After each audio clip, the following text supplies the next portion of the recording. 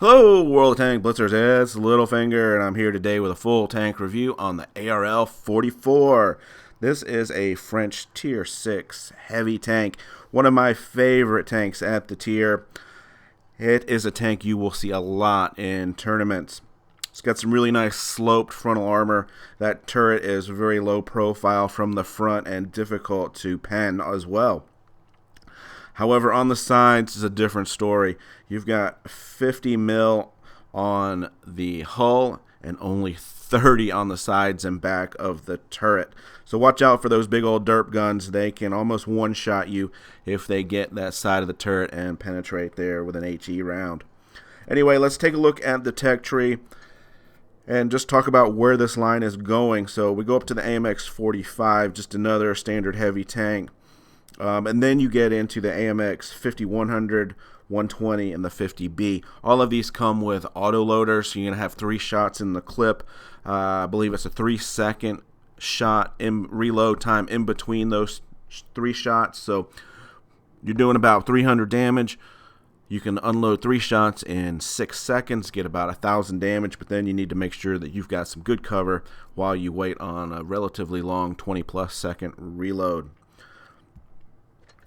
Taking a look at equipment, you can see here I am running a lot of equipment on this. Like I said, it's a tournament type tank, so you want to equip this out as much as possible.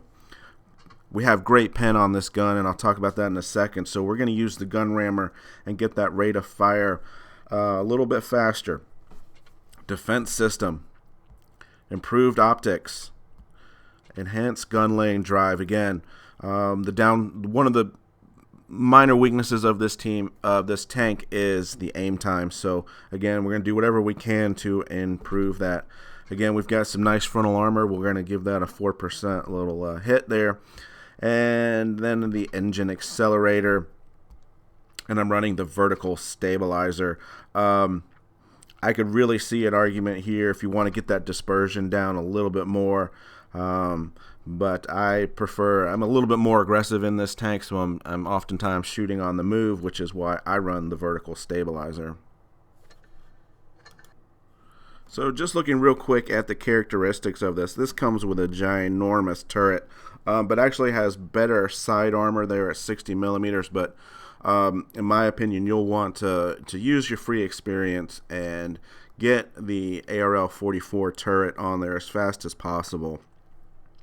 Now, there's not a lot of difference between the DCA 30 and the F3 gun. So if I were you, I would just grind out some credits on this tank until you can work your way up. I wouldn't necessarily spend free experience on the F3 gun here. But obviously your ultimate goal is to get to the DCA 45, which has a huge jump in that AP. 42 millimeter jump there up to 212, but quite honestly, 170 millimeters at the tier is certainly workable. One other thing I wanted to point out, just the ammunition with this top gun and the pen being so high, only carrying 14 rounds of APCR. I mean, I'm never going to run through 25 rounds of AP, but make sure you're buying your premium ammo with the shell price button there, not gold. And now we'll take a look at how it compares to the other tanks. So here we are on blitzstars.com using the tank compare. Got the ARL44 pulled up here on the left, and all of the pretty much all of the tier 6 heavy tanks that are non-premium to the right. And you'll see here our damage per minute outside of the Churchill 7. We are at the top here. Now, you'll notice our penetration number at 212. We are way above all of these other ones, which is why I was saying that 175 millimeters of pen is it's better than all of these other tanks. So you don't have to necessarily rush up the gun line there. And then shell velocity of 1,000. Again, making this gun really, really fun to use. Our aim time is a little bit higher, but to me, I'm playing this a little bit more aggressively. I'm playing this up close. I'm not taking long shots all the way across the map. So aim time and dispersion aren't as big of an issue for me at that point. We do have negative 10 degrees of gun depression. which is really good for the tier in the tank. You look at the Churchill there at -4. I mean, that's absolutely horrible. This is where I get a little bit, lost in the stats maybe a little bit. 37 kilometers per hour on this tank. I just feel like it drives so much better. Maybe that's because of all the equipment and crew training I have, but I find this is to be a very mobile, heavy tank. So keep that in mind. And then we talked about the hull and turret armor there. So you see from the front at 120 in the hull, 110 in the turret. Very nice numbers when you're looking at these other heavies. But then when we skip over to the sides and back, 50 and 30, by far and away, that is the biggest weakness of this tank. So make sure you keep that in mind when you're playing it. And hey, keep that in mind if you're playing against it. You want to be aiming at the side of this turret. So let's take a quick look at some gameplay. Alright guys, here we are, bottom tier on mines. You can see we've got T43, LTTB, and those guys are going to make a strong push for the hill. Now, we mentioned here we've got 7 degrees of gun depression, we've got nice frontal armor, so we're going to be a little bit more aggressive than normal here, and push up right against this rock here, and make sure that this KV2 pays the price for being so aggressive. And you can see they're all looking up at the hill here. No one's really paid me much of attention. So we've gotten 3 shots in, although we have lost a teammate. And I can see, they've got a lot of targets down there, so I've got to be selective with what I choose. I don't want to pull too forward and get lit up by about 3 or 4 tanks. Figured that KV2 there was still on the aim, so I was tried to sneak a shot in, and I see that they're kind of rushing around the base side, but we've got 2 defenders down there, so I'm okay just leaving them for now and focusing on these tanks in front of me. And you can see we are now down 2 tanks. Got a lot of eyes on me, so I'm just being patient, waiting for my right shot. We get rid of the blaze there. He was a 1 shot. Not sure the reasoning behind this. Thankfully I get some help there with that last shot. We'll put him out of his misery. KV2 is making another strong push up the hill here. So again, we're going to be aggressive and try to get him out. And you see, with our armor angled towards the AT, he's having a hard time penetrating. Right now, he is just trying to get the side cheek, and so you want to make sure you're wiggling back and forth a little bit. I stopped to try to aim on him, and he got me when I did that. And so you can see here, very aggressive positioning, and the other team should be quite upset about their heavy here, who's sat in the back of spawn, and now he is just making a mad rush for it. And we managed to finish him off for kill number 4. So you can see it wasn't much driving. We were right in the thick of things. We used our armor, and we did 26-37 in damage with 4 kills in a relatively short amount of time there too.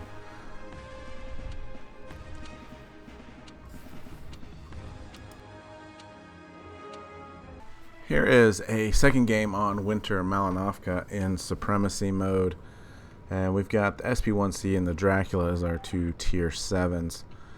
And so what I'm going to decide to do here, and one of the places I do like on this map now, especially if you have a tank that isn't a great side scraper like the ARL, just because our sides are so weak, is to push up into this kind of middle position here. You've got a bush for spotting, so you can see we're getting some enemies spotted there. But now I've been spotted, so I'm going to pull back. You can get shots of the tanks going up to the corner from here, so it can be a nice spot to be in. So you can get shots right through there. But anyway, so obviously their team has gone A, and now they're pushing up into B. So we're on a little bit of an incline here, and you can see we don't have any problems penning this Sherman Jumbo, but really we don't want to get into trading shots with them. And I'm getting shot from several different directions here, so I've got to make a decision to push. And so I'm going to go after the Jumbo, who's now a one-shot, and we'll take him out. Now it's the AMX we've got to push on. And through this, I do make a series of mistakes. That was a little bit unfortunate with the bounce here. And then I thought my reload was going to be a little bit sooner, and just fired a little bit late there. But we've got the AMX running away from us, so we're going to use HE319 into the backside there.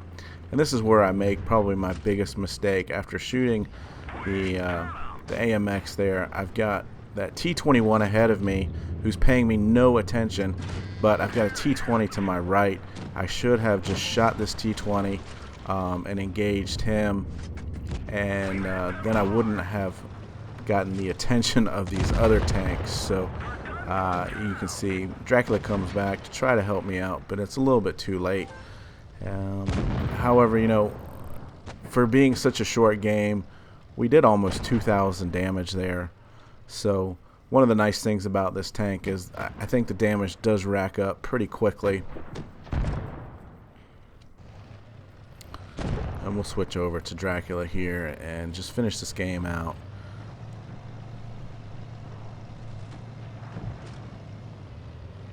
Those KV2s just sitting back there. So it's just a matter of time coming in and finishing these guys off.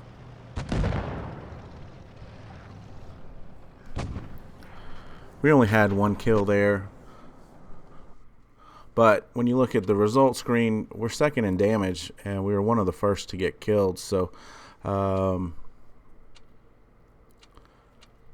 you know, I just think that goes to how fast this gun and how much damage per minute you have. All right, so this game's on Mirage, and we are top tier. And, you know, as top tier in a heavy tank with this kind of mobility, you can really bully the opponents if you so choose. That type of play style. I'm going to head over to the middle and see what I can spot. And this is kind of just being a little bit more on the aggressive side.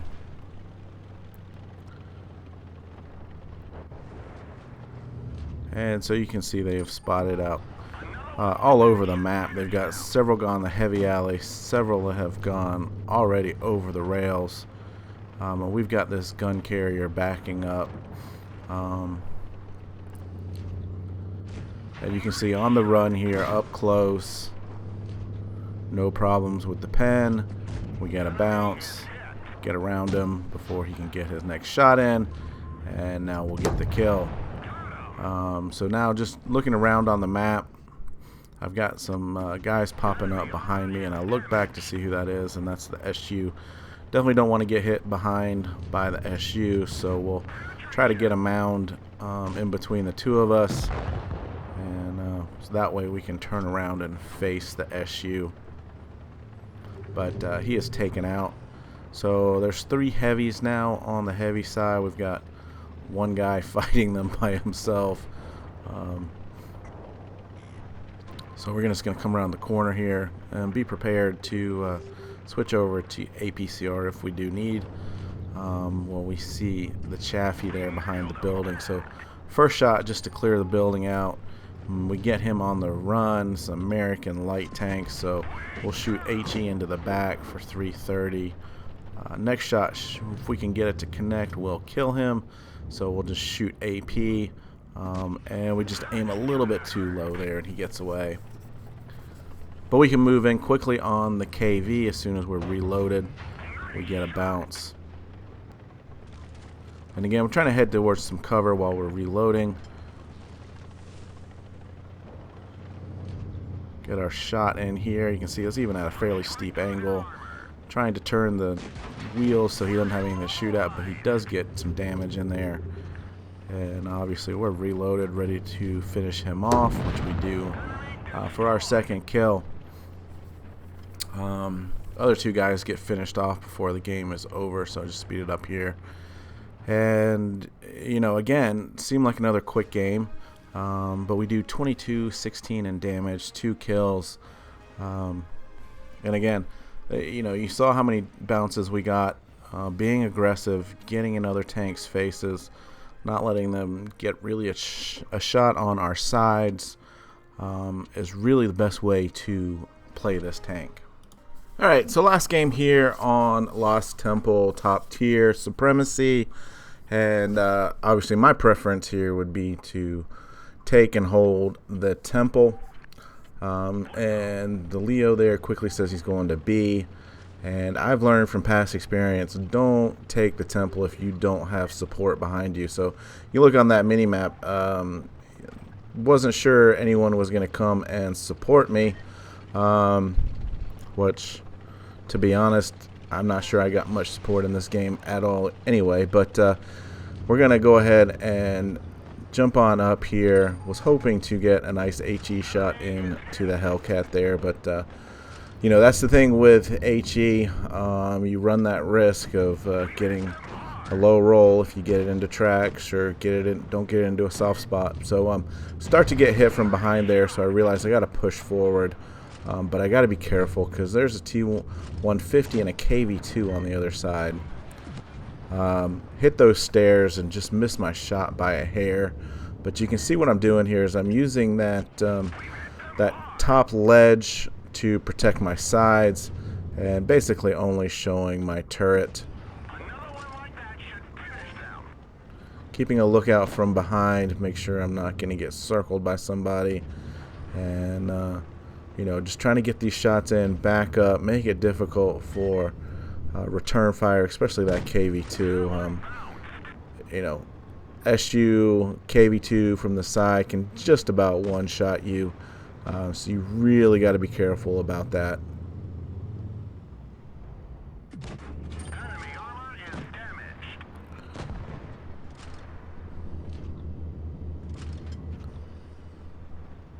So the other team has taken 2 bases, and they're up to 570 on the count. And that Stug has gotten behind me and is going to get several shots into me. Quite frustrating. Not having anybody back there. And then on top of that KV2 stops when I thought he was going to keep on driving. But now I've got to be careful and I've got to back up so I'm not getting rushed. Luckily he does stick out a good bit above that ledge so we can get a couple shots into him. KV1S finally gets some shot in there and takes out. We are up a tank, but we're getting close to being capped, and obviously they have 2 bases, and our TD is down there at C. He basically does 0 damage this game. And so now I'm starting to press a little bit too much, not taking the time to aim my shots. Just because I know every single one counts, and I want to get them in as quick as possible. So I decide, I'm going to fully aim in here, take my shot, and so we miss it even after aiming. So going to finish him off. They only have 1 left now, and so we've got 2 bases to their 1. So we did come back, but you can see as far as the damage goes, 2939 in damage right now, and the MT does manage to circle us. I think we would have got this shot in and finished him off before we got around the rock had he not been taken out by that Type T-34.